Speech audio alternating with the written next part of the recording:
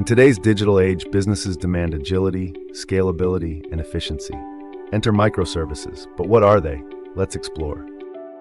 Microservices are an architectural style where applications are split into small, independent services, each performing a single function, like processing payments or managing inventory. Unlike monolithic systems, microservices operate independently. This means faster development, easier scalability, and better fault isolation. Why microservices? Imagine an e-commerce platform. In a monolithic setup, a bug in checkout could crash the whole system. Microservices isolate failures.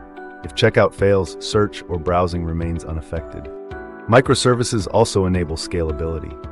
During holiday sales, scale the inventory service without disrupting the system. How do they work together? Microservices use APIs like REST or gRPC to share data and actions. To stay in sync, many use event-driven tools like Kafka or RabbitMQ. These enable real-time coordination. Key benefits include faster development, fault tolerance, easier maintenance, scalability, and tech flexibility. Microservices enable robust, scalable, and future-ready applications.